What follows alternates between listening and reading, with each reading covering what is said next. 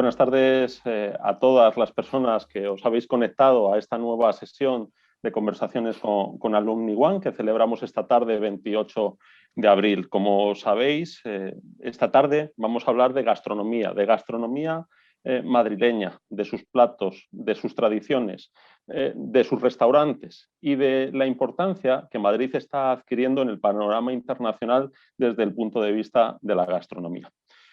Quiero en primer lugar también dar la bienvenida y agradecer mucho la disponibilidad, la plena disponibilidad de nuestro invitado, de nuestro conferenciante de esta tarde, Luis Suárez de Lezo. Gracias, Luis, por acompañarnos esta tarde. Creo que puedo ser poco original si digo que la gastronomía es un tema que está de moda, que la cocina está de moda. Como muchos de vosotros sabréis, estos días en Madrid se está celebrando el Gastrofestival hasta el próximo 2 de mayo. ¿Por qué hemos elegido hablar esta tarde de gastronomía madrileña?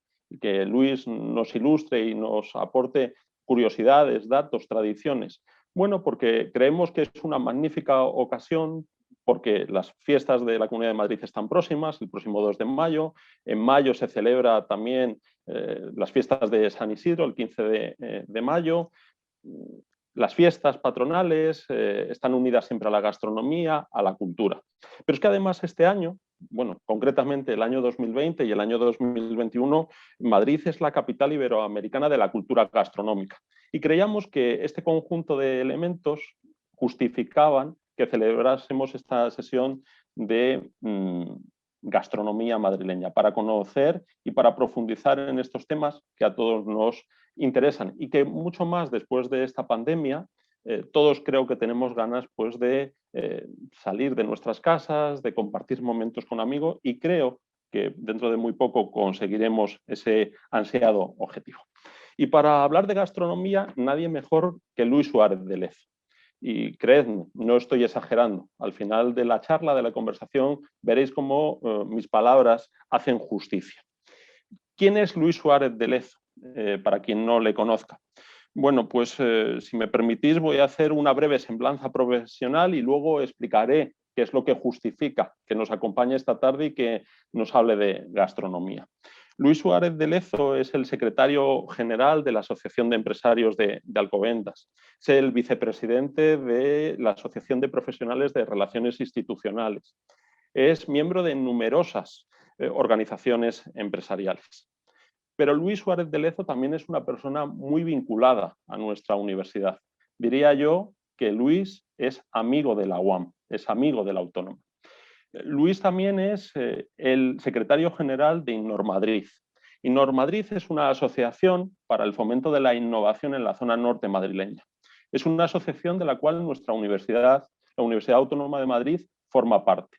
De esta asociación para la innovación, para el fomento de la innovación, no solamente forma parte nuestra universidad, sino que también forman parte de ella todas las asociaciones de empresarios de los municipios que están alrededor de los campus de la Universidad Autónoma de Madrid. Esta asociación, de la cual Luis Suárez de Lezo es su secretario general, la finalidad que tiene es aproximar a los investigadores, a los grupos de investigación de nuestra universidad, al tejido productivo, a las empresas, para fomentar la investigación y la innovación en ese entorno general que nos rodea. Una de las misiones fundamentales de nuestra universidad, la transferencia del conocimiento junto a la docencia y a la investigación.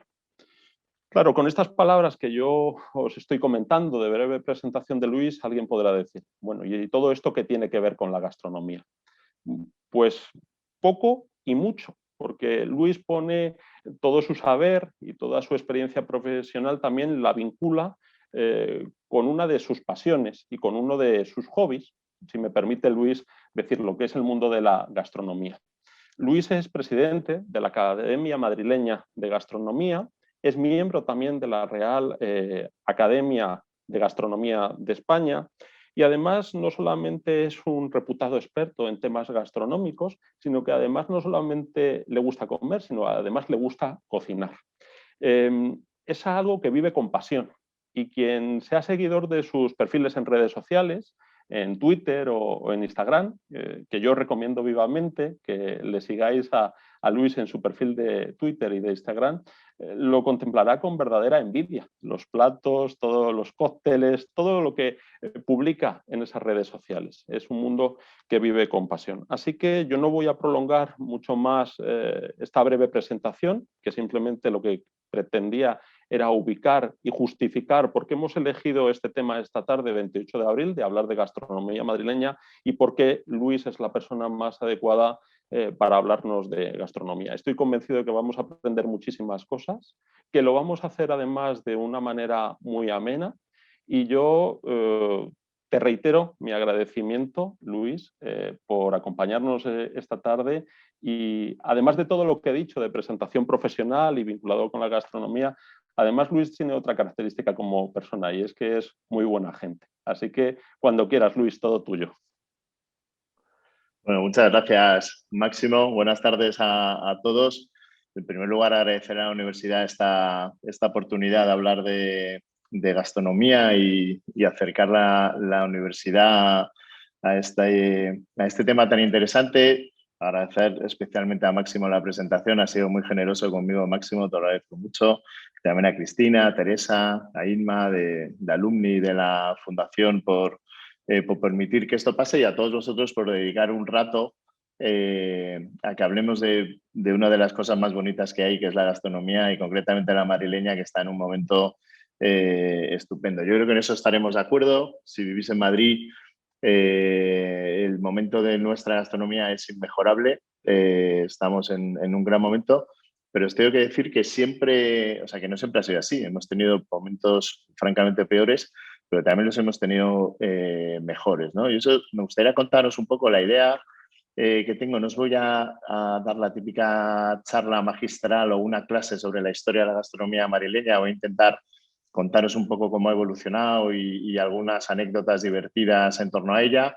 Luego, si queréis, hablamos un poco de platos madrileños que son un poco representativos y acabamos hablando de la situación actual, de los restaurantes que hay ahora, que yo creo que es lo que más os va a divertir e incluso podemos entablar un poco de debate sobre ellos y qué tipo de restaurantes os gustan más o qué estáis buscando e intentar profundizar un poco en lo que está pasando en la actualidad. Pues lo que os decía de la gastronomía, de la historia de la gastronomía de Madrid, bueno, es cierto que Madrid tiene poco tiempo de vida en términos, en comparación con otras ciudades y realmente se hablaba poco de Madrid como gran ciudad o como ciudad relevante hace 5 siglos, no existía prácticamente, era un pueblo manchego más. No os quiero decir de su gastronomía, nadie hablaba de ella, pero es verdad que cuando Felipe II trae la corte a Madrid, con la llegada de la corte empiezan a pasar ya cosas alrededor de la gastronomía. Es verdad que en esa época había 2 tipos de gastronomía, como os podéis imaginar. La gastronomía de la corte, donde ahí había productos más exóticos traídos de otros lugares, con una cocina más elaborada, con cocineros trabajando en la corte, mucho más excesivo en general, incluso la propia presentación de los platos, la forma de comer era todo muy excesivo, y estaba la cocina popular, que estaba mucho más basada en la supervivencia y que realmente tenía poco exceso y más bien consistía en echar cosas a una olla llena de agua para que le diera cierto sabor y algo de asado con los animales que se podían conseguir, pero había poco desarrollo, ¿no? Pero con el tránsito de gente y el crecimiento de la ciudad se empiezan a abrir las llamadas tabernas, mesones, y ya se empieza a dar de comer y se empieza a generar lo que llamamos la parte, digamos, más de gastronomía y de restauración madrileña. Luego os hablaré también de los productos, porque Madrid ha sido muy importante en productos, pero en esta parte de restauración, para que os hagáis una idea, siempre se habla de Casa Botín como el restaurante más antiguo del mundo, porque es verdad que el libro Guinness de los Récords así lo reconoce, es de 1725, sigue estando abierto y mantiene sus hornos encendidos. Ellos dicen que solo se han apagado una vez y que el resto del tiempo, desde 1725, se han mantenido encendidos. Es verdad que en los últimos años, muchísimos años, no se ha apagado, sobre todo por miedo a que no se vuelva a encender. De hecho, en la pandemia han tenido una persona yendo a mantener el fuego del horno porque les da miedo, como os decía, que no se encienda. O sea, que algo de verdad tiene. Supongo que algún día se habría apagado, pero lo cierto es que se mantiene. Pero os iba a decir que probablemente no sea el más antiguo del mundo de verdad. De hecho, en Madrid tenemos otro caso muy curioso que es Casa Pedro, que está alejado del centro. De hecho, está en el pueblo de Fuencarral o en el distrito de Fuencarral, que sigue formando parte de Madrid, pero está alejado de los restaurantes centenarios habituales, que ya daba de comer en 1702, porque era una casa de postas, era donde paraba la reina camino de San Sebastián, era la primera parada y hacía noche, y allí ya le daban de cenar y de comer. No solo descansaban los caballos, sino descansaba la reina y le daban de comer. Como anécdota, para que lo sepáis, el que en 1702 regentaba el local se llamaba Pedro Viñales, estaba casado con la hija del propietario, se llamaba Pedro Viñales. El actual propietario se llama Pedro Viñales también. Se ha mantenido en la familia desde 1702. Es uno de los restaurantes más con una historia más bonita que tenemos en Madrid, que si no conocéis merece la pena que vayáis a tomar sus escabeches, sus mollejas, su rabo de toro. Es un sitio muy tradicional con una terraza muy bonita y una bodega fantástica también para que lo conozcáis. Pero lo que empieza a ver en esa época, sobre todo, que es lo que gana un poco de enjundia y empieza a funcionar muy bien, son las fondas, que ahora, bueno, evidentemente no se conserva ninguna, pero en esa época empezaron a pasar cosas. Hay una fonda que se llama la Fonda de Genéis, que estaba en la calle La Reina, luego se cambió a Jacometrezo en el centro, os podéis imaginar, y es de los primeros restaurantes que antes de la Guerra de Independencia, a principios de 1800, empieza a funcionar.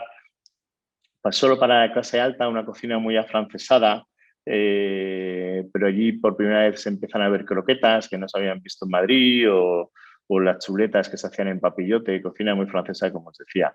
Era muy curioso porque se servía el pollo asado, como os decía, de mucha influencia francesa, y el pollo se comía con las manos, y para comerlo te dejaban unos guantes en el restaurante para que pudieras comerlo sin mancharte, ¿no? Y allí era muy de escritores, de Galdós, de Larra, de Bretón, de Daoiz. Bueno, o sea, fue un sitio de mucho nivel y muy conocido en la época. Luego estaba la Fonda Vizcaína, que había una señora vasca que os podéis imaginar, se llamaba Ramona Verdorrain, que era muy curioso porque cogió mucha fama en esa época porque era una cocinera que utilizaba mucho menos aceite. Que los platos en esa época debían ser un poquito grasos y aceitosos, y además utilizaba mucho menos ajo que la media del resto, y eso me parecía más refinado en esa época y tuvo mucho éxito en su momento. Muy afrancesado también, se llamaba la Table d'Hotel, cuidaban mucho la decoración y muy dirigido a la clase alta madrileña y de la corte, y funcionaba bastante bien. Luego está la Fonda de San Sebastián, que está al inicio de Huertas. Ahora hay una floristería en este sitio pero que también se hizo muy famoso entre novelistas. Iba Moratín, mucho, Lope de Ayala. Y siempre tenía un cartel que se hizo muy famoso. A lo mejor lo habéis visto replicado en algún sitio, que dice que solo se podía hablar de toros, de teatro, de versos y de cosas de amor. Lo cierto es que se habló demasiado de política y había bastante guerra en esa época con el tema político. Y de las fondas se pasa bastante rápido a los cafés, que esos sí que os sonarán más, pero los cafés ya empezaron a ser cosas un poco más importantes y serias. Se ha hablado mucho de ellos, hay algunos que siguen existiendo, pero hay uno especialmente divertido que es el Café Fornos, que estaba en la calle Alcalá, esquina de Virgen de los Peligros. Seguro que lo ubicáis, ahora hay un Starbucks ahí. Fijaos cómo ha cambiado la cosa. Pero este Café Fornos lo funda, lo abre la persona que era el ayudante de cámara del Marqués de Salamanca. De hecho, el Marqués de Salamanca le da permiso para que lo abra, y monta un café muy dirigido igual que los anteriores que os decía, a la alta clase madrileña, a los cortesanos, bueno, digamos, a lo más importante que había. De hecho, era un sitio muy caro al que no se podía ir, pero curiosamente, cuando abren el Teatro Apolo enfrente justo del Café Fornos, lo que hace es un menú especial para la gente que sale del teatro, mucho más barato, asequible, y se termina convirtiendo en un sitio de encuentro y referencia que acaba tardísimo, hasta muy tarde, 4 o 5 de la mañana.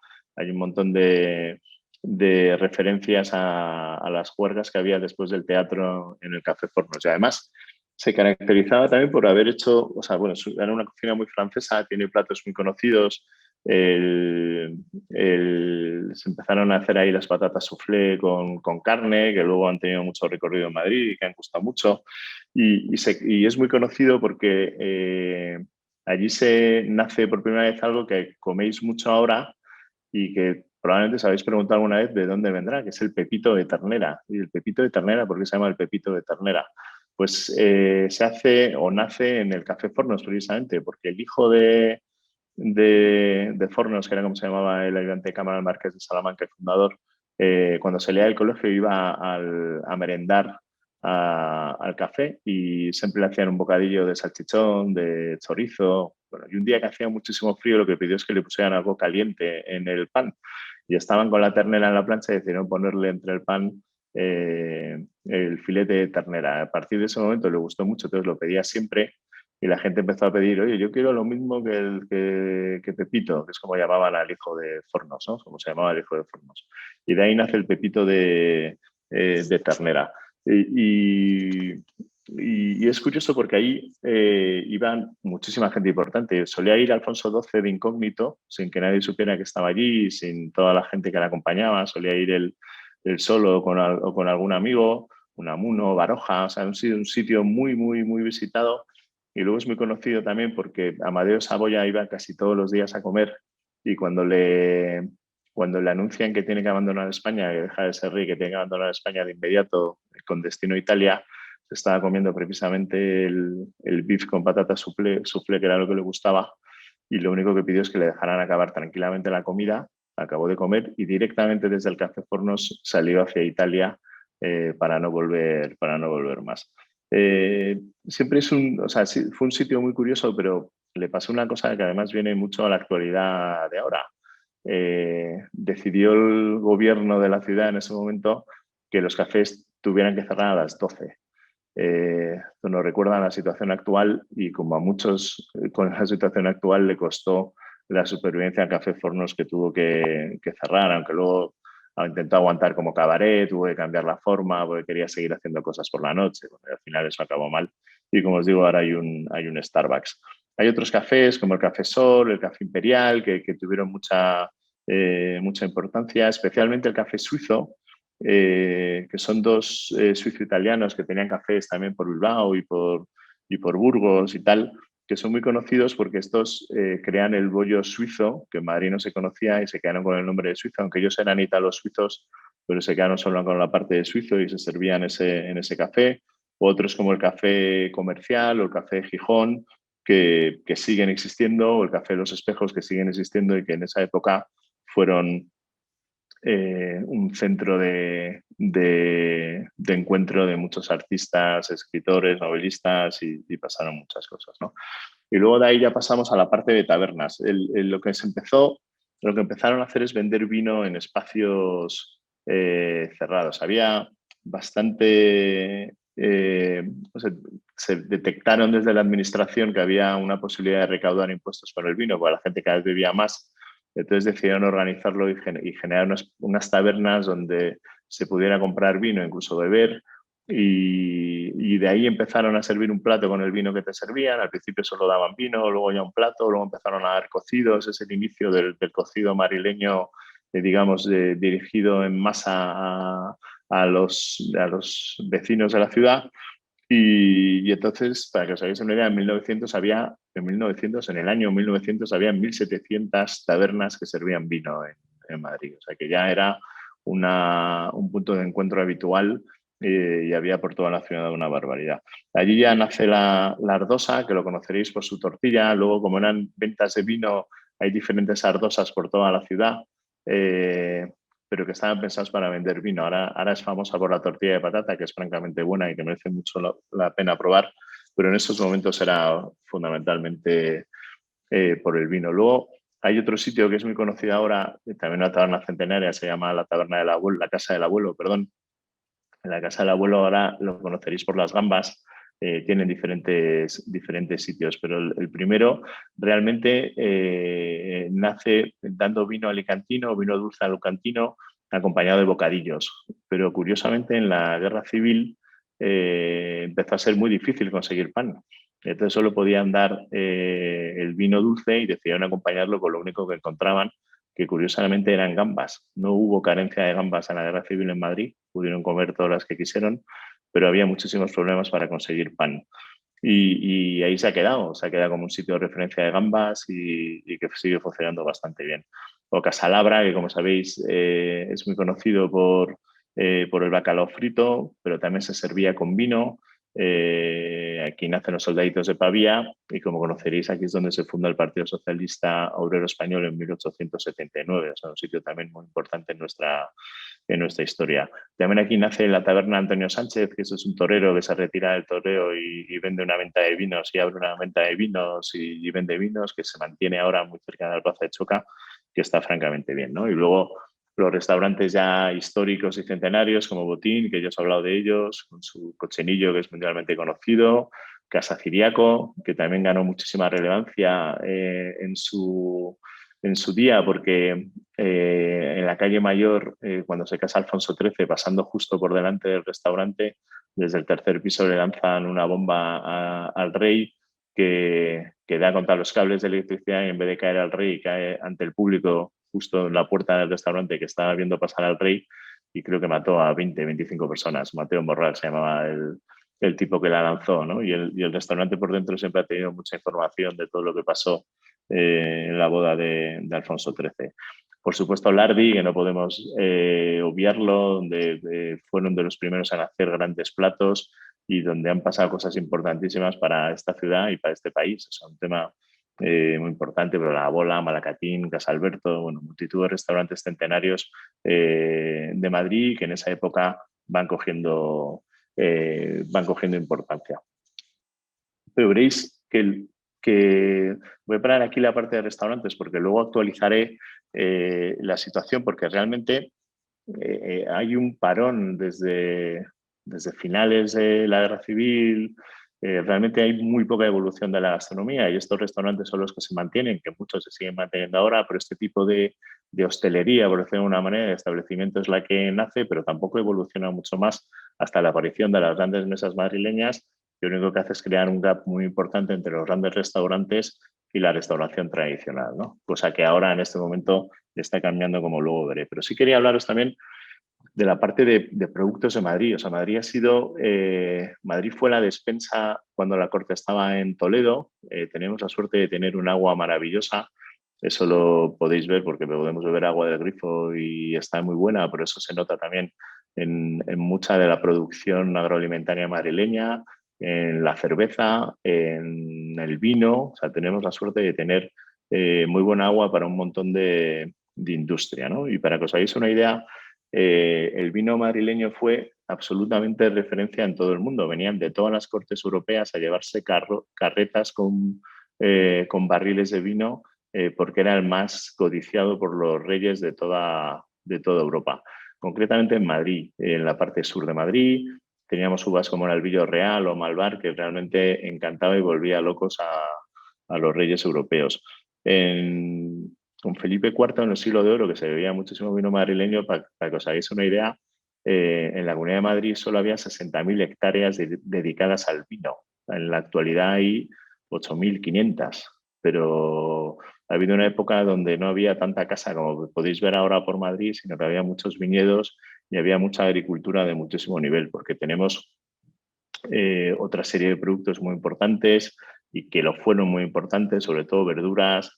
El tomate de Carabaña fue de esa zona, es un tomate buenísimo y que tuvo muchísimo predicamento. Los ajos de Chinchón, las fresas de Aranjuez, bueno, la carne de Guadarrama, tenemos quesos buenos. O sea, hemos tenido siempre una capacidad de producción muy importante. Hemos alimentado a otras zonas y luego ya el desarrollo urbanístico de la región lo que ha hecho es acabar absolutamente con las posibilidades agroalimentarias que tenía la región. Es verdad que muchos de estos productos siguen existiendo y muchos de vosotros no los conocéis probablemente porque no hay una producción muy importante y o se la quedan o van a restaurantes especialmente referentes que acceden a ellos. Pero realmente el problema es que no hay una producción lo suficientemente importante para que estén masificados o que sean fácilmente accesibles. Pero de calidad, os aseguro que es de lo mejorcito que hay, ¿no? Luego, si queréis, hablamos algo más de producto, si me preguntáis. Pero como os iba diciendo, por volver a la parte de restaurantes y cerrar el paréntesis del producto, tras las guerras empiezan a abrir restaurantes en Madrid de cierto nivel. Horcher es el primero que abre en el año 43, cierra en Berlín por problemas con los nazis, sale de allí y decide instalarse en Madrid y replicar el mismo restaurante que tenía en Berlín, que era un restaurante bastante conocido, replicarlo aquí en Madrid. Posteriormente, la familia Cortés abre Jockey en el 45 y unos años después el Club 31, que era un restaurante más, el hermano pequeño de Jockey, que habréis oído hablar mucho de él, porque Horcher sigue abierto, Jockey ya cerró. Pero seguro que habéis oído hablar de él. Y luego la familia Ollarvide, ya en los años 60, abre el Príncipe de Viana, que también no existe, pero que fue un restaurante importantísimo en Madrid. Y esa misma familia Ollarvide en el 73 abre Zalacaín, que fue, digamos, el punto álgido de la gastronomía madrileña. Es muy importante, esto la gente no lo sabe, pero el primer restaurante con 3 estrellas Michelin en España fue Zalacaín, en Madrid. Ya sé que la cocina vasca y la cocina catalana tienen muy buenos restaurantes y tenía muy buenos restaurantes, siguen teniéndolos, pero el primer 3 estrellas Michelin, o sea, la referencia gastronómica española, fue Zalacaín en 1987, que es cuando le dan la tercera estrella Michelin con Benjamín Urdaín, un grandísimo cocinero al frente y que lo haciendo muy bien.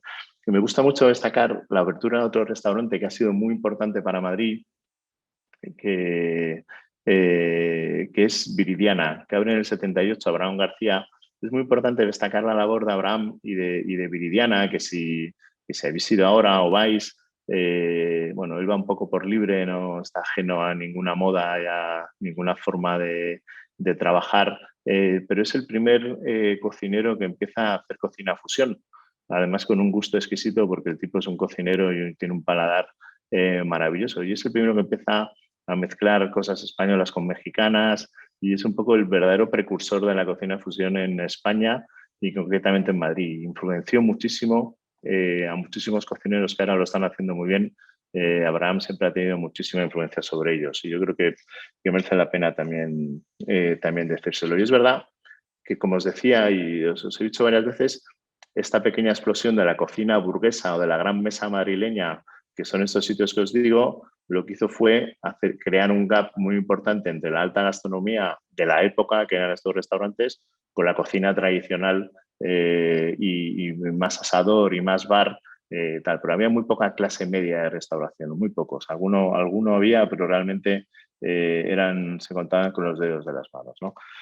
Y antes de seguir, voy a meter otra, antes de seguir con los restaurantes, porque ya lo que voy a hacer después es haceros una foto de la situación actual y ya ahí me meto más en profundidad con los restaurantes, pero sí quería hablar de algunos platos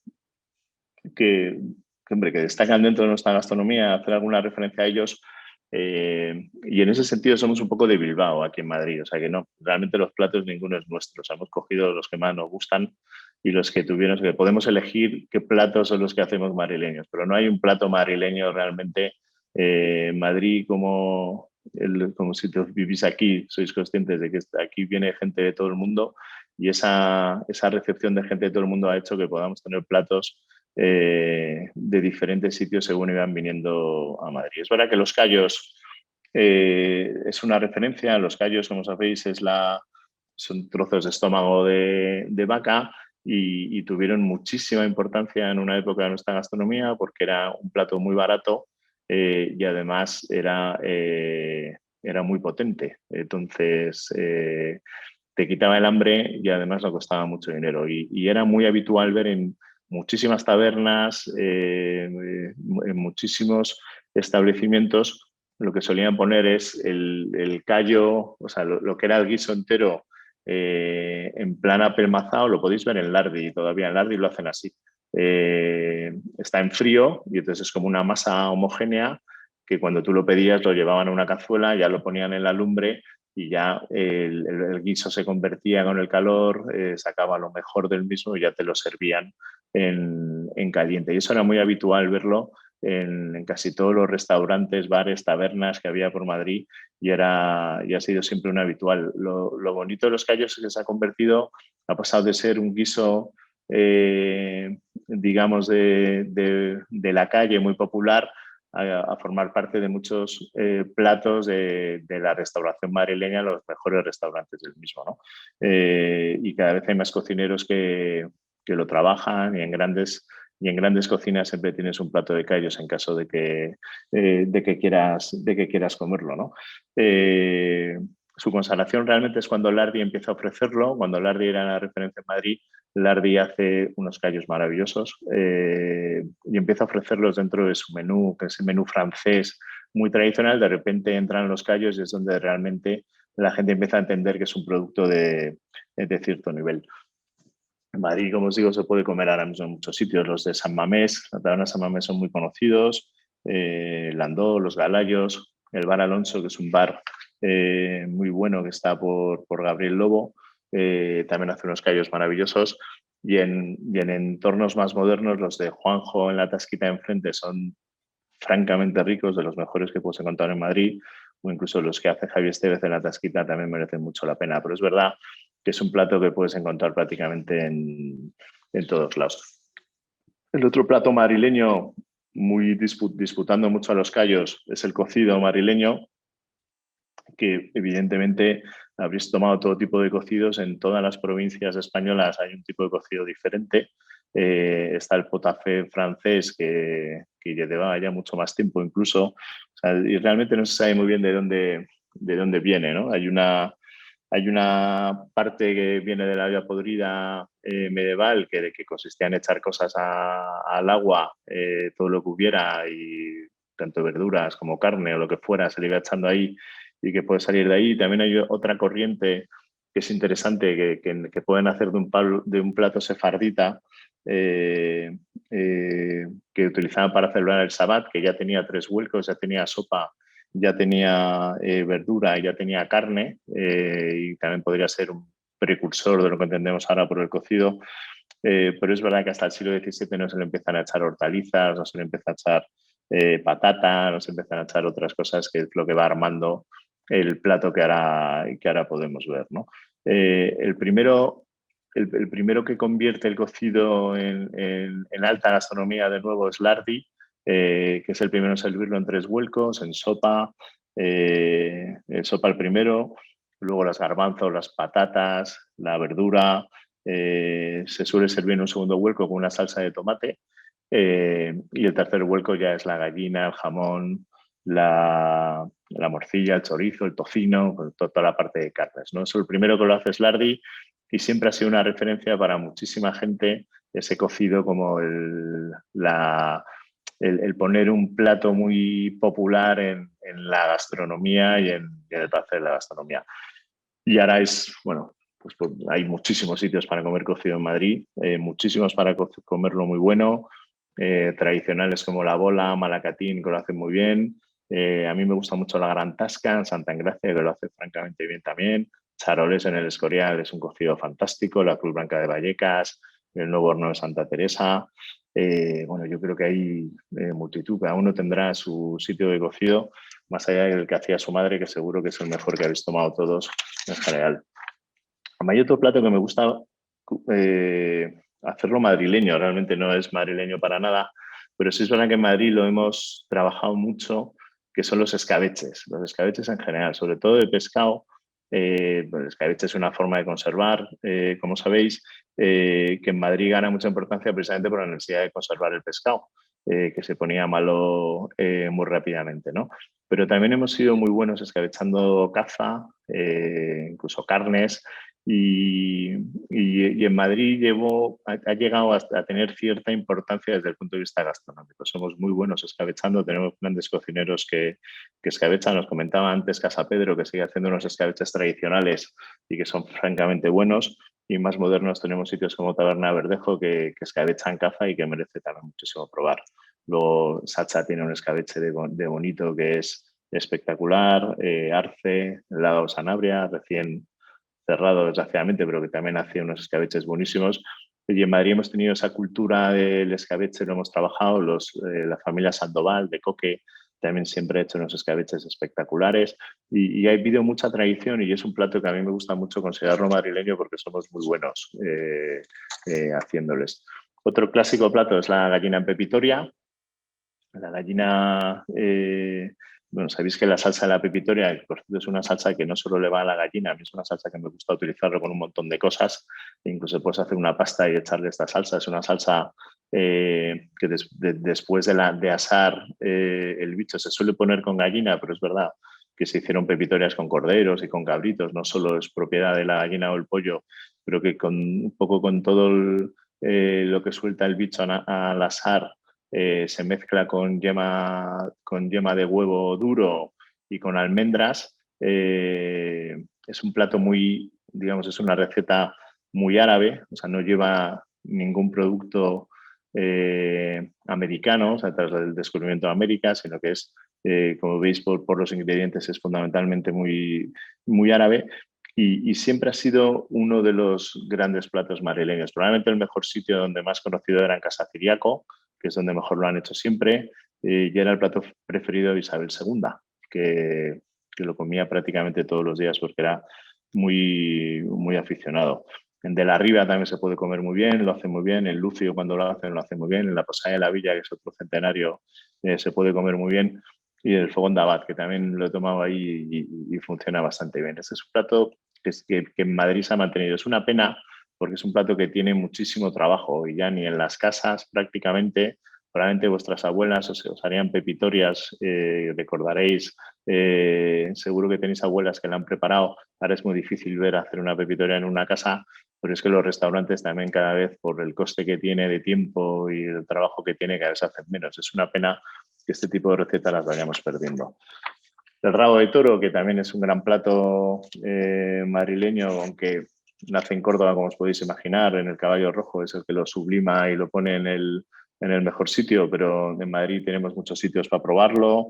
El de Casa Alberto me parece especialmente bueno, que es otro centenario que está en la calle Huertas. El Toribio, que es el que está al lado de la Plaza de Toros, es el más conocido y que merece la pena. O el Fogón de Trifón, que es un sitio muy canalla de Madrid y muy divertido, también tiene uno buenísimo. Los Soldaditos de Pavía, que es el bacalao muy conocido de Casa Labra que os decía antes, aunque en la Revuelta también, en Casa Revuelta lo ponen muy bien y que merece la pena, que es otro gran plato. Bueno, tampoco quería más. Quería contar también, hay otro plato muy típico madrileño que os vais a acordar todos, que es el besugo a la madrileña, que lo habéis visto todos siempre, que es curioso porque lo seguimos viendo así. O sea, el besugo a la madrileña va con limones en el lomo del pescado. Algo que realmente no tiene mucho sentido porque la razón para ponerle limones al besugo era que llegaba ya muy justo de podredumbre. Y entonces, para que no oliera mal el pescado, le ponían los limones. Pues a mí me llama la atención que comprando ahora el besugo y siendo el besugo fresquísimo, le sigan poniendo los limones, que muchas veces hasta estropea el sabor real del besugo. Es cierto que a la grasa del besugo, cuando lo haces al horno, le va muy bien un chorrito de limón, pero hay veces que cuando pones muchas rodajas, el limón tiene demasiada presencia en el pescado. Es muy curiosa la relación del besugo con Madrid, porque es el pescado más característico de Madrid, pero con muchísimos. O sea, alguna vez he leído que se podían vender 20.000 besugos en los años principios de 1900, se podían vender 20.000 besugos el día de Nochebuena. O sea, dicen que el día de Nochebuena de 1900 se vendieron 20.000 besugos en Madrid. Ahora no se venden ni 20.000 besugos en España en un día. Había una afición por el besugo brutal y el besugo lo traían históricamente en mulas desde el Cantábrico. Hay un dicho muy conocido en Madrid, el besugo mata mulo, no sé si lo habéis oído alguna vez.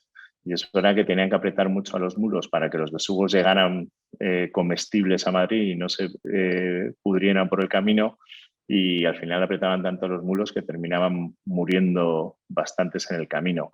Y entonces, tiene gracia esa relación del besugo con Madrid, que siempre hemos sido muy consumidores de besugo, y el detalle del limón, pues alguna vez os lo habéis pensado, os lo habéis planteado, porque ponen en los lomos del pescado las rodajas de limón, es simplemente para que no oliera mal y la gente se lo comiera sin problemas.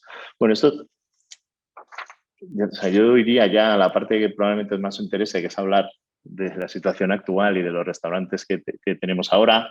Si queréis comentar algo más sobre la parte de historia, no he querido extenderme, hay muchísimas anécdotas, se pueden ver un montón de cosas de la historia de Madrid a través de sus cafés y de sus tabernas, y me parecía interesante haceros esta pequeño resumen con cosas un poco más interesantes que podría pasar. Pero la situación actual de la cocina madrileña, yo creo que lo que digamos, lo que distingue a nuestra gastronomía actual y sobre todo a nuestra restauración actual es la diversidad. O sea, tenemos la suerte de tener en Madrid muchísimas categorías de establecimientos por tipos de cocina, por tipos de establecimiento, como decía, por precio, por servicio. Entonces, esa diversidad ahora mismo es lo que nos hace muy diferentes al resto de lo que puedes encontrar por allí. Sobre todo en las grandes ciudades gastronómicas como pueden ser San Sebastián o como puede ser Barcelona. Yo creo que nuestra diferenciación ha ido más por esa parte de diversidad, por tener un montón de opciones a nuestra disposición para todos los días de la semana, algo que no está ocurriendo ni en Barcelona ni en San Sebastián, que tienen una grandísima oferta, pero muy poco diferencial, sino que sobre todo en tipo de establecimiento está muy bien definido, mientras que nosotros podemos hacer de todo cualquier día. Tenemos por un lado los grandes restaurantes, tenemos a Diverso en la cabeza, que es uno de los restaurantes más importantes del mundo que tenemos la suerte de tener en Madrid, con uno de los mejores cocineros que se pueden ver en el panorama gastronómico actual. Pero tenemos otras grandes mesas. Horcher ya os hablaba antes, pero tenemos Coque, que vino de Humanes a Madrid, que también es un gran restaurante. Donde estaba Jockey, que hemos hablado antes, Terreo, ahora ha abierto Sadel, que también es otro gran restaurante con una buena coctelería, un gran servicio de sala y una buena cocina. Tenemos la Terraza del Casino, Freisa, aunque van más dirigidos a extranjeros, también son buenos restaurantes. Tenemos Kabuki, tenemos Chirón en Valdemoro, que es una gran mesa madrileña y es un buen cocinero, Iván. Tenemos a Barra, tenemos The Stage, tenemos Opazo. O sea, seguimos teniendo una cocina burguesa, bueno, ahora con la apertura del Ritz y la llegada de Quique da Costa, que también han montado diferentes restaurantes dentro del hotel, pero todos de buena calidad. Esa gran mesa burguesa madrileña de toda la vida sigue estando bastante cubierta y sigue siendo una buena referencia. Lo que ha pasado es que eso que ya lo teníamos antes, entre comillas, que teníamos muy buenos restaurantes, lo que ha pasado ahora es que hemos cubierto ese gap que os he comentado varias veces entre los grandes restaurantes y la cocina más tradicional de taberna, centenaria y de bar, ¿no? Nosotros desde la academia lo llamamos la nueva movida. O sea, en los años 80, en la movida madrileña, hubo una revolución muy importante de todos los ámbitos culturales, menos el gastronómico, que es cultura, por supuesto, pero es que el gastronómico ni se movió, no se movió nada, se mantuvo invariable. Y lo que pensamos es que esa revolución o esa movida está pasando en los últimos años, ¿no? Entonces se ha creado ahí un grupo de restaurantes de buen servicio, de buen producto, de buen precio, de buena cocina, que realmente ha posicionado a Madrid de una manera fantástica como una referencia gastronómica, ¿no? Ahí nosotros los hemos recogido en un libro, por cierto, que se llama la nueva movida gastro, que hicimos desde la academia, que os lo recomiendo y que lo que hacemos es contar esa pequeña revolución a través de la historia de 16 restaurantes que merece la pena que conozcáis. Ahí están La Casa, de César Martín, que es un sitio muy animado, donde se come muy bien y lo hacen muy bien, con un buen servicio, una buena bodega que merece la pena. Está Ascuabarra, que son unos chavales valencianos de un sitio, de uno de los mejores restaurantes de Valencia, que es Ascua. Sus hijos crean Ascuabarra, con acceso a los proveedores del padre, pero con un tema más informal y más desenfadado, donde se come muy bien. Esta vez en Caja, de Iván Sáez, que es un grandísimo cocinero, sobre todo en platos de cuchara, de caza, es un gran guisandero. Está Alabaster, tanto en la zona de adentro como en las mesas de fuera, en una parte más informal, que es un gallego mucho más refinado, muy elegante, es un restaurante que da un servicio muy bueno en Madrid.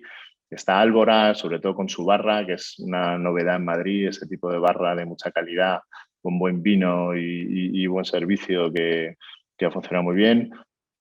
Está Fischmüller, que en la entrada un tipo de restaurante mucho más nórdico que no teníamos en Madrid, también con un ambiente muy desenfadado y con una cocina muy buena, porque Nino y Pachi cocinan francamente bien y merece la pena. Está La Buena Vida, que es un sitio poco conocido, pero donde Carlos y Elisa, sobre todo Carlos en cocina y Elisa en sala, es un sitio de producto con una mano buenísima en la cocina que funciona bastante bien. La Tasquería de Javi Estevez, esa adecuación de la casquería a la situación actual y acercar la casquería a la gente que no le gusta. Yo entiendo que, o sea, si no os gusta la casquería, hacer el esfuerzo de ir, que ya veréis cómo os gusta la tasquería. Es muy curioso lo que está haciendo Javi, que lo está haciendo muy bien. La tasquita de enfrente, que otro gran restaurante de producto, dos productos, máximo 3 en el plato, y con una elegancia y una finura tremenda.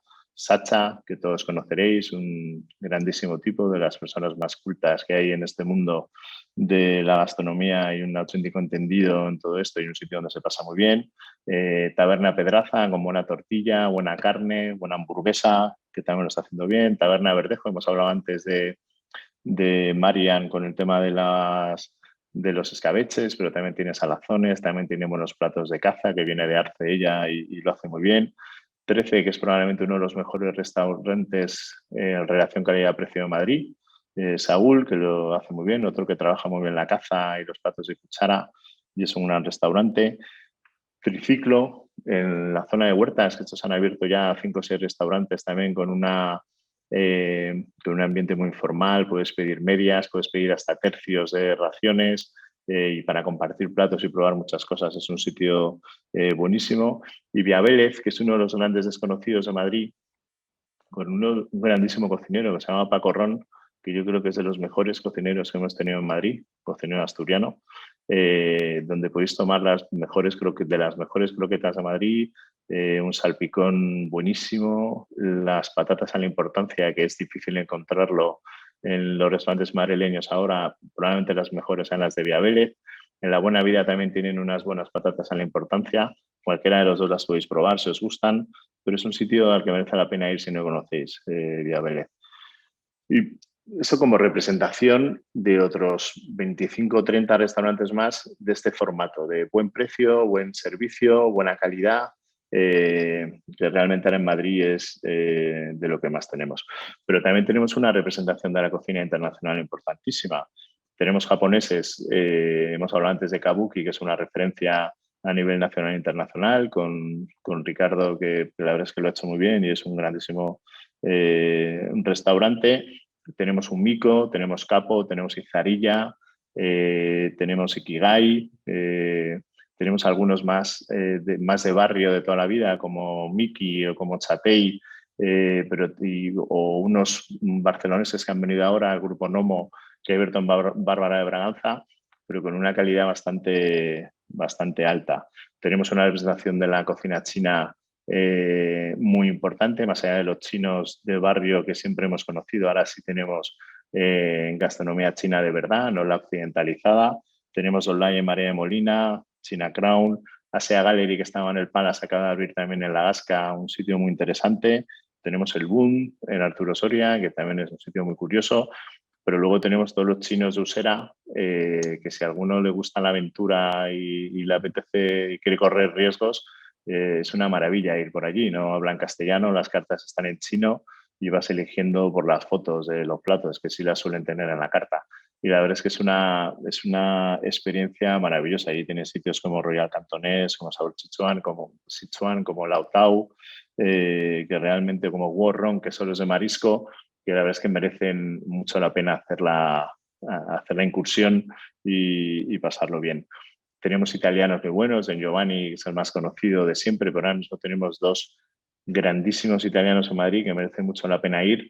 Uno es La Piperna, que está en Infanta Mercedes, que es un napolitano, o sea, Manelo con Vicky en Sala, que son los dos encantadores, y hacen una cocina, no tienen pizzas, pero tiene una pasta y unos entrantes de cocina tradicional italiana que merece muchísimo la pena. Y con un restaurante más refinado, una sala más refinada, está Noi, en la calle Recoletos, que también es un grandísimo restaurante. Ahí están Gianni y Javier, que cocinan los dos, se complementan muy bien y la verdad es que es uno de los mejores italianos que tenemos ahora mismo en Madrid. Tenemos otros como Manzoni, que también tiene unas pizzas ovaladas que están muy ricas, o el Colombo, que son los de Semei en Barcelona, un restaurante veneciano bastante interesante, que también merece la pena que conozcáis. Franceses tenemos Lafayette, tenemos Bistroman, Lafayette un poco más barato, un poco mejor de precio, de cocina francesa, Bistroman una cocina a lo mejor más potente, más elegante, con más producto y un poco más caro. Me gusta meter aquí a Hortensio, que es un cocinero colombiano, que se llama, Mario, que es un tipo muy interesante.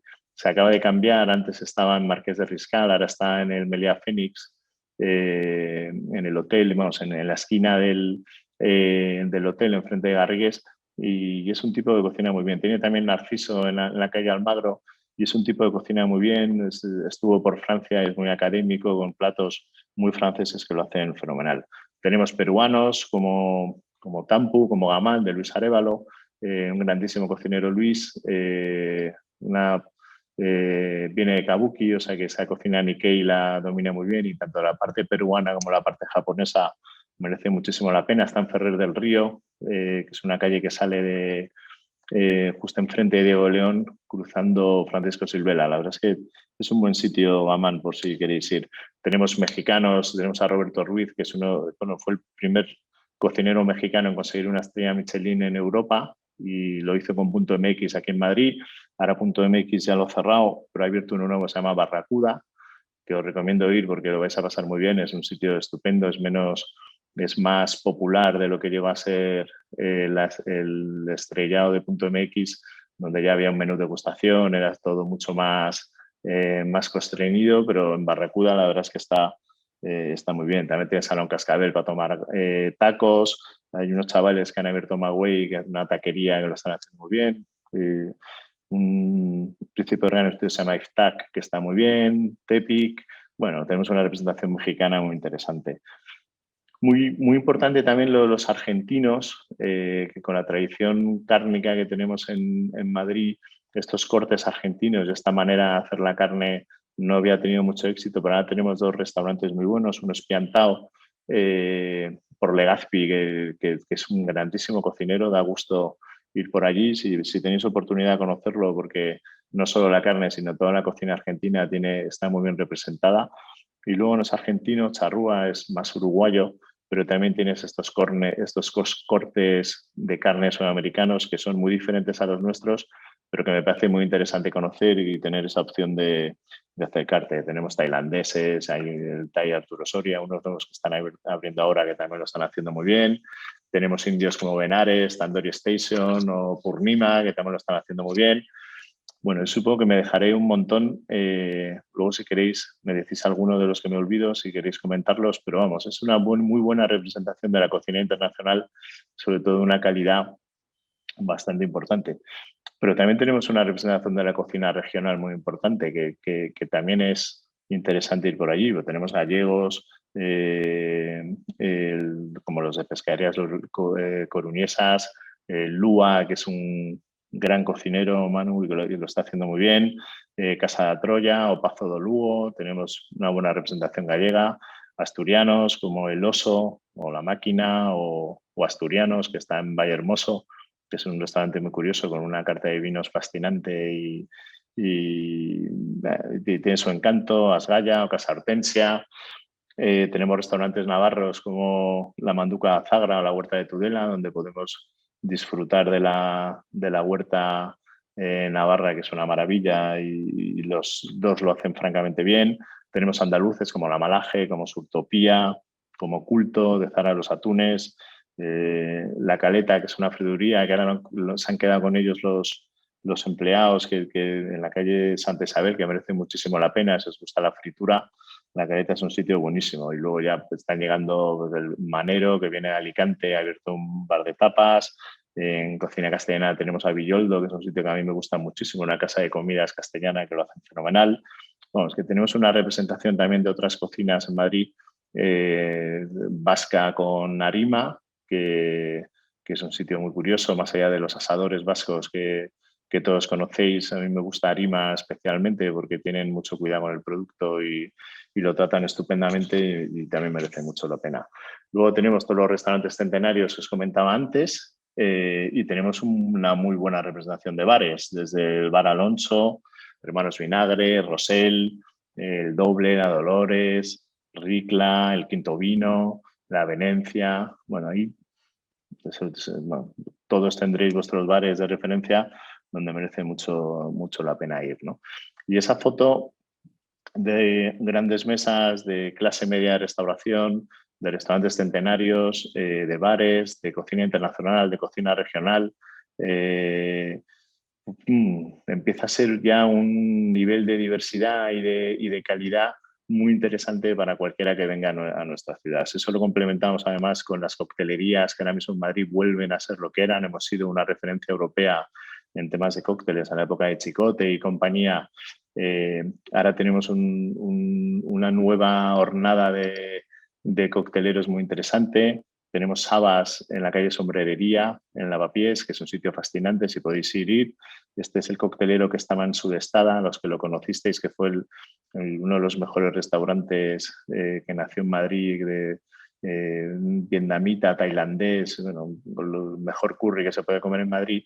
Este era el tipo que hacía las caipiriñas, que eran buenísimas. O sea, tiene una coctelería en Lavapiés que es fascinante. Está Santos y Desamparados, en la Costanilla de los Desamparados, que también es un sitio muy curioso y con unos cócteles buenísimos. Está Vía Madrid, está Salmón Gurú, está Sadel, que tiene una zona de coctelería con unos cócteles buenísimos. Ahora el Ritz también ha abierto el Pictura, otra coctelería buena. Más los clásicos que todos conocéis, pues empezamos a tener una oferta de coctelería muy, muy interesante, ¿no? Y bueno, y otros que se me olvidan. Os estoy pensando, si queréis comer carne, la Taberna de Elia en Pozuelo, que es una referencia en temas de carne, o Julián de Tolosa, el Rustic, que es un sitio muy curioso que puedes tomar pizza, verdura, chuleta, tiene una mezcla muy buena y lo están haciendo muy bien, con una carta de vinos también fantástica. Si quieres comer pescado, tienes el señor Martín, Estimar, Bistronómica. Carlos Portillo es un tipo que cuida el pescado y que lo trata de maravilla. Es un sitio muy interesante en la calle Ibiza, que conoceréis menos. Y otros establecimientos como Tripean, el mercado de Vallehermoso, que es una mesa alta. Robert es un chaval que cocina muy bien, que viene en Akeima, otro gran sitio de esa mezcla de peruano, asiático, japonés, donde lo están haciendo muy bien. El Cuenco de Pepa, Cadaqués, un nuevo sitio que ha abierto para comer arroz, de los mejores arroces que he comido últimamente en Madrid, en la calle Jorge Juan, que los hacen al Sarmiento y que merecen la pena. Pues, ¿qué más cosas? Casa Mortero, que también lo está haciendo bastante bien. Acaba de abrir en la calle Zorrilla y está muy bien de precio, relación calidad-precio buenísima y con muchísima calidad, porque Pedro es un cocinero estupendo. Y luego establecimientos más de moda y que no están mal, que lo hacen bien, Carbón Negro, Humo, la Fonda Lironda. Bueno, tienen a Hugo Muñoz, que es un gran cocinero ahora mismo, que están mejorando mucho la calidad gastronómica, en Castizo muy, muy relacionado con la parte madrileña de raciones y tapas también lo están haciendo bien, o todo lo que ha hecho Sandro de Amazónico, Arde, el Paraguas, todo ese grupo, donde también hay cosas interesantes, sobre todo de cara a los visitantes que teníamos en Madrid. Y esto así es un resumen así un poco rápido y y condensado de lo que nos podemos encontrar ahora mismo en Madrid de gastronomía. Pero yo creo que lo mejor es, primero, esto, lo bueno que tiene es que todo el mundo tiene su gusto, su visión y su experiencia. Y aquí, en el fondo, la única diferencia probablemente entre vosotros y yo es que yo soy, o sea, todo el mundo tiene sus taras. Hay gente que le gustan los relojes, hay gente que le gustan los coches. A mí me gustan los restaurantes. Entonces trato de ir a muchos siempre que puedo. Entonces, la única diferencia es que habré ido a más probablemente. Pero cada uno tiene sus gustos y cada uno tiene su experiencia en la hostelería, en los restaurantes, con los sumilleres, con los cocineros, y yo creo que la de todos es muy válida y se aprende de todas. O sea que me encantará que me preguntéis, que contéis vuestra experiencia, que digáis qué os parece nuestra gastronomía, qué habéis vivido, qué os gusta, qué nos gusta, que también habrá. O sea que si os parece, abrimos un debate para que participéis todos. Muchísimas gracias, Luis, por ¿Qué conseguir... tal estado de tiempo? Estupendo, perfecto. Por conseguir que en torno a unos 50 minutos nos hayas hecho un recorrido por la historia de la gastronomía madrileña, por sus platos y además por los restaurantes actuales, por sus bares y por sus tascas y tabernas. Nos has puesto, yo creo, los dientes muy largos. Tenemos una lista tremenda de sitios a los que tenemos que ir. Lo que nos hace falta es tiempo. Las recomendaciones las tenemos, pero necesitamos, creo que, bastantes meses para poderlos recorrer absolutamente todo. Gracias. Como presumíamos y yo os comentaba al inicio, bueno, pues tu charla, tu conversación pues ha dado pie a numerosas preguntas que nos han ido compartiendo a través del foro pues, los asistentes a esta conversación. Una primera pregunta es si podías repetir los datos de contacto de Casa Pedro. Yo te facilito ahí, creo que es en la calle Nuestra Señora de Valverde, para que no hables todo el rato. Calle Nuestra Señora de Valverde, en el pueblo de Fuencarral, ¿verdad, Así es, Luis? así es. ¿Vale? Bueno, el pueblo es un barrio de Madrid. O sea, digo que no está fuera de Madrid, forma parte de Madrid, es un barrio madrileño. Una segunda pregunta es si podrías repetir, por favor, algunos de esos sitios que nos has recomendado para comer buenos callos en Madrid. ¿Has hecho alusión a ello? Si puedes repetirlo, por favor. Sí, está San Mamés, que probablemente sea el sitio más conocido, que están francamente buenos. Los tienes muy buenos también en Casa Alberto, en el Mesón del Tío Aquilino, en Los Galayos, en la Tasquita de enfrente. Lo que pasa es que es un restaurante, o sea, no es un bar, o sea, eso lo han convertido el plato de callos en un plato de bueno. El Landó, en Casa Alberto también los tenéis muy ricos. La Tasquería también los hace muy bien. Bueno, la verdad es que hay muchos callos en Madrid, prácticamente están en muchos sitios. En la Gran Tasca también los hacen muy ricos. Aparte del cocido que os he comentado antes, los callos también lo hacen muy bien en la Gran Tasca. Otra pregunta que formulan es si podrías recomendarnos, por favor, algún libro sobre la historia de la gastronomía madrileña. Sí, hay un montón. El último que he leído, que está muy bien, es de Ismael Lluvero, que se murió desgraciadamente, se ha muerto este año o a finales del año pasado, que es un académico de la Española. Es Historia de la Gastronomía Madrileña, creo que se llama. Ismael Díaz Lluvero es el autor. Ese merece la pena porque condensa muchos otros libros que se han escrito a lo largo del tiempo. Bardají también tiene un buen libro de historia de la gastronomía de Madrid. Y luego hay otros más relacionados con anécdotas de las fondas, algunas de las que os he contado.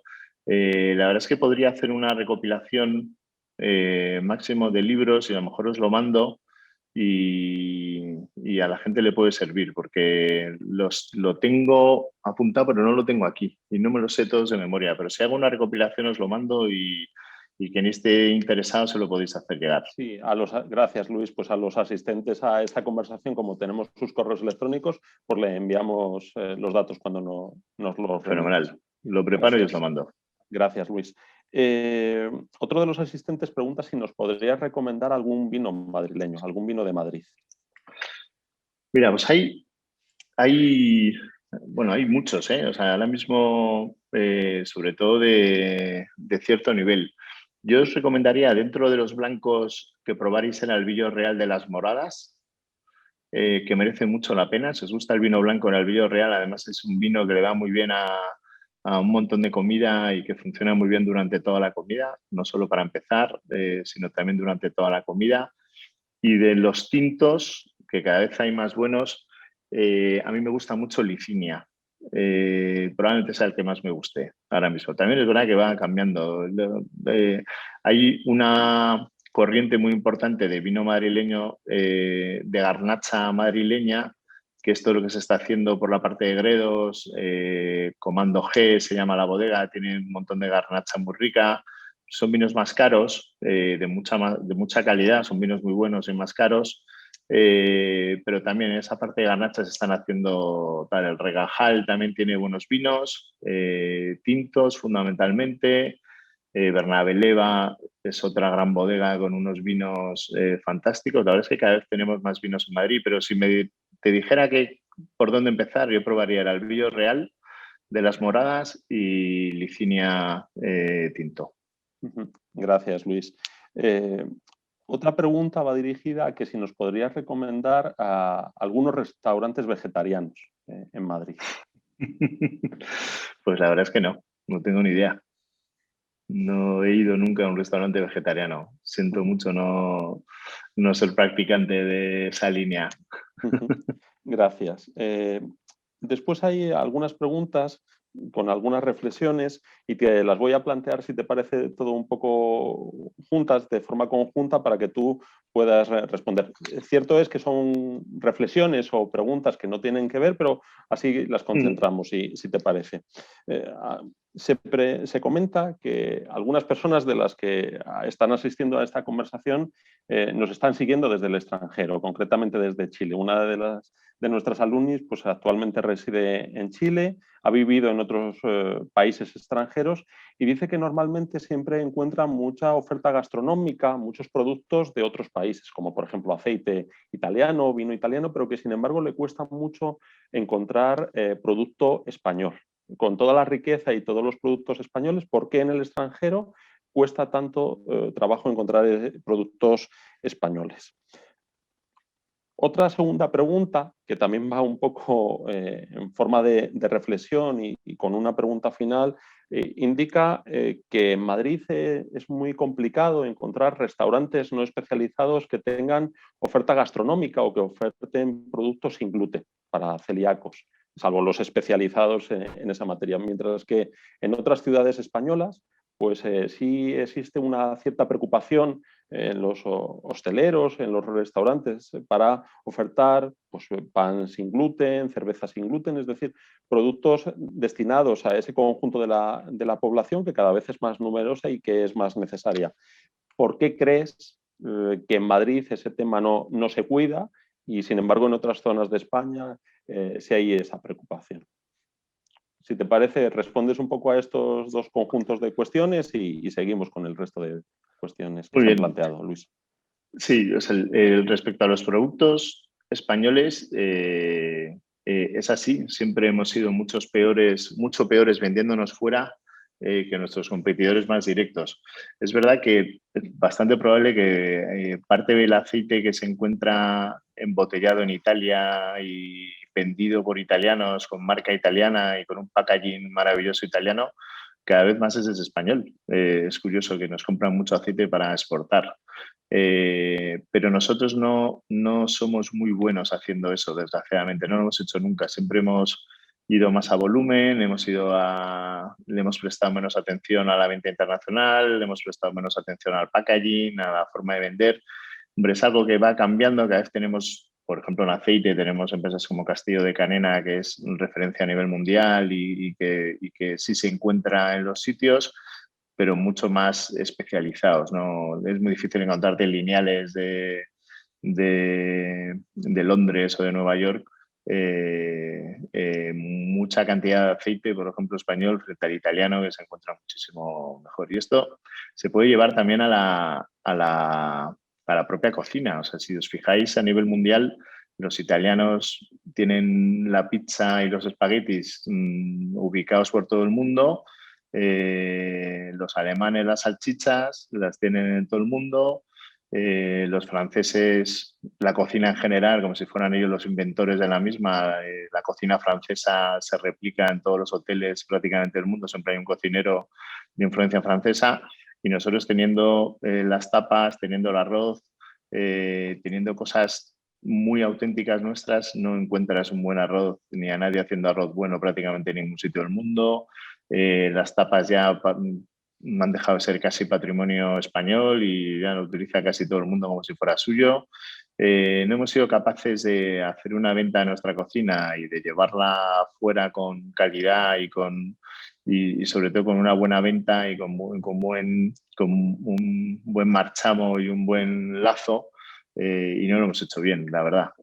Poco a poco va mejorando porque además ha habido mucha más profesionalización de este tipo de compañías y hay más posibilidades de ir fuera. Nuestros cocineros están abriendo ya restaurantes en Estados Unidos, en Inglaterra y en muchos sitios, algo que no pasaba hace muy pocos años, pero ya se han lanzado adelante y con bastante éxito. O sea que son muy reconocidos. Tenemos a José Andrés en Estados Unidos, que es una referencia, pero hace 10 años nadie sabía quién era José Andrés, no en Estados Unidos, sino prácticamente en España, que era un cocinero asturiano estupendo, pero no se le conocía tampoco, ¿no? O sea que yo creo que poco a poco eso va a ir cambiando y se va a poder hacer así.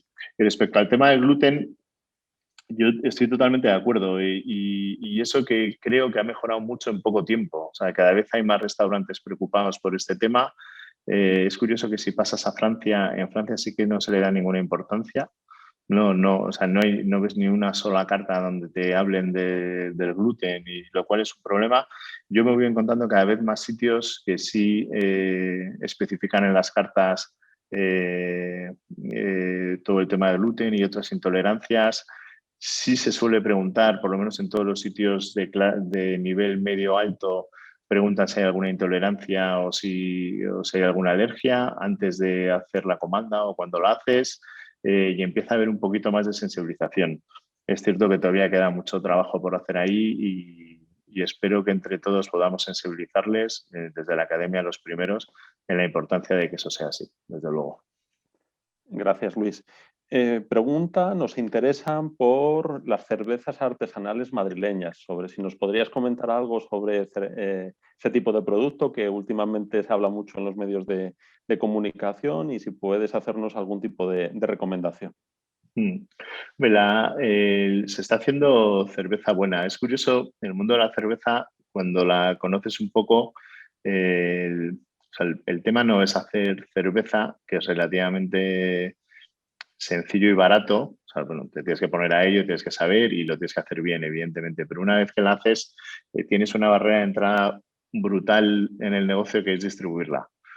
Entonces, tú hablas con Mau, por ejemplo, tenemos la suerte de tener una cerveza madrileña, bueno, sabéis que más o menos todas las regiones tienen una cerveza característica.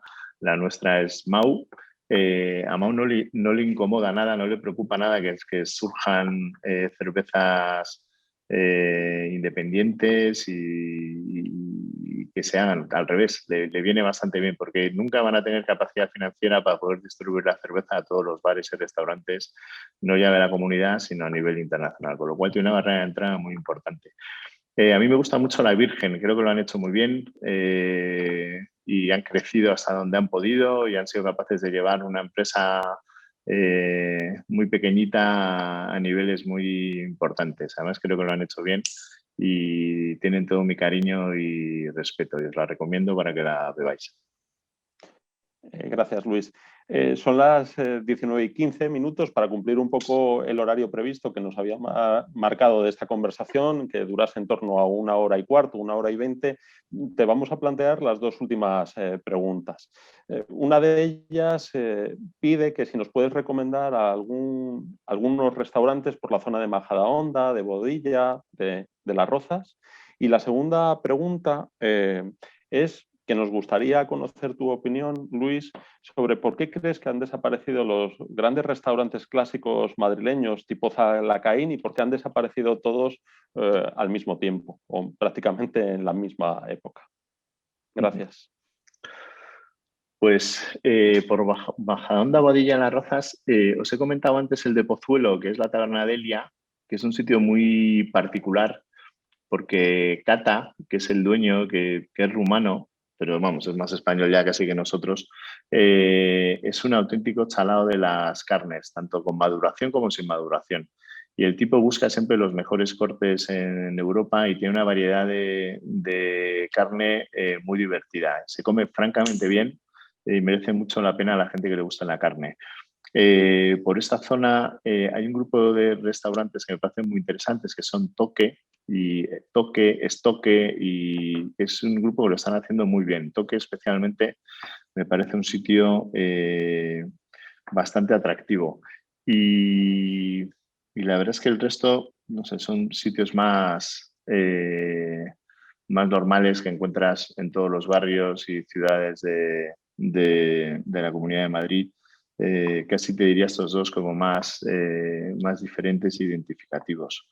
Y sobre lo que está pasando con los grandes restaurantes madrileños y por qué mueren ahora, hay un problema que es que, o sea, Zalacaín, pues si queréis nos centramos en Zalacaín. El problema de Zalacaín era el pasivo laboral que tenía. Tenía muchos trabajadores que llevan más de 40 años trabajando en la empresa, con unas condiciones laborales consolidadas después de 40 años de trabajo que hacían inviable el restaurante, la verdad. O sea, los costes del restaurante hacían imposible que pudiera continuar porque tendrían que cobrar una barbaridad por el menú y en un entorno como el actual yo creo que se va a ver muy dañado los restaurantes que tienen menús muy altos. Va a haber menos mercado para ellos, la gente se va a gastar menos dinero en comer y van a sufrir mucho. Es verdad que Zalacaín